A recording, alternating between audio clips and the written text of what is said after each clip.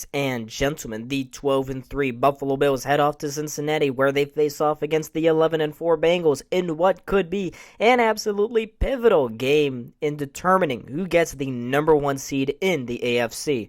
It's Allen versus Burrow, Diggs versus Chase, and it's a late season marquee matchup. Time to preview this highly anticipated game, but before I do that, make sure to hit that like button and to subscribe. Now, let's talk about the Buffalo Bills offense, led by quarterback Josh Allen.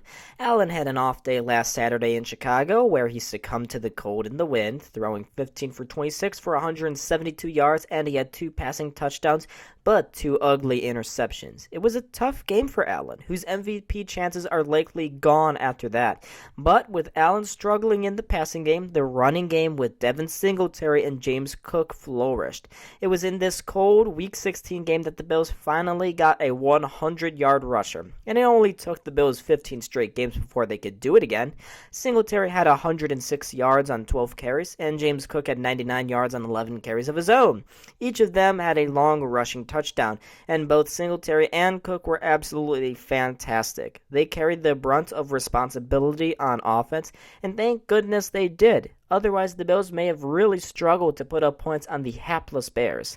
Though at times the Bills' offense did struggle and were sloppy. Wide receiver Gabe Davis fumbled the ball at the Bears' 30-yard line, and Allen, of course, had a bad interception on a deep ball intended for Isaiah McKenzie in the end zone. So the Bills clearly need to cut the sloppiness out of their play, but so does the Cincinnati Bengals offense. Joe Burrow threw for an ugly pick 6 and Jamar Chase fumbled the ball deep in the fourth quarter. But that was in the second half, which of course left an ugly taste in everybody's mouths. Their sloppy play almost let the Patriots win the game, and had it not been for the Pats fumbling over themselves, the Bengals could be sitting at 10-5. But they aren't, and they did play a whole first half where this offense looked unstoppable. Quarterback Joe Burrow threw for 3 touchdowns in one half, and overall he had 375 passing yards on 40 completions against a Belichick defense. Wide receiver T. Higgins has begun to gain big notoriety this season, as he has been a great option alongside Chase for Burrow.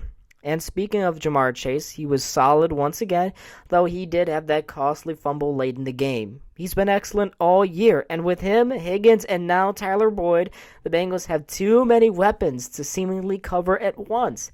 And I haven't even mentioned running back Joe Mixon, who has been superb this year. His backup, Samaje Perine, has also been fantastic. And when everyone's clicking on this offense, like the Bills, this unit is close to being unstoppable. Now, they'll have to deal with a feisty and inconsistent Bills defense. They are led up front by Ed Oliver, Greg Rousseau, and AJ Epinesa, and all of those guys have played fine since Von Miller went down with an injury on Thanksgiving.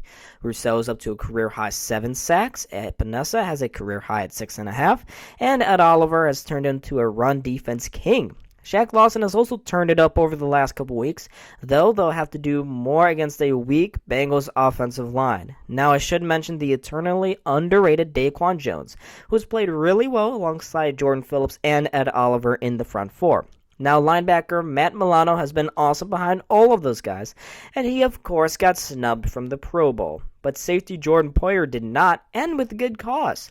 He has been carrying a secondary ravaged by injury all year long, but now this group is finally rounding out into its predetermined state. Tre'Davious White on one side at cornerback, Khair Elam on the other, plus Hoyer, plus DeMar Hamlin in safety. Altogether, they should be fine, and so should be the Bengals defense. Like many, this unit was able to stifle the inept Patriots offense, and despite not getting a turnover, they were able to sack Mac Jones 4 times, and this was without key defensive lineman Sam Hubbard, who is out due to an injury. On defensive line right now is Cam Sample, who had a sack on Saturday, run stuffer DJ Reader, and BJ Hill. Along with them is Josh Tupu and Trey Hendrickson, their marquee signing in last year's offseason, and Hendrickson in particular has been fantastic ever since he came to Cincinnati. He always seems to show up in the big games. Boy, will these guys need to bring the house on Josh Allen, though, and the linebackers will also need to control and confuse in the middle of the field. That'll be down to the play of linebackers Logan Wilson and Jermaine Pratt. Now we go back to the secondary, where the main stars are cornerbacks Eli Apple, Von Bell, and safety Jesse Bates. Those guys will need to elevate their play against the Bills, but I feel like this game is going to come down to who makes the first mistake on offense. So, with all of that out of the way, here is what our BSC panel is predicting for this huge penultimate game for each team in the regular season. At the linebacking position. Allen again, he's got a wide open tight end on the outside. Dawson Knox breaks a few tackles, barrels through another one. He's inside the 25-yard line. Battering ram. Reminded me of a rookie Jeremy Shockey with the New York Giants.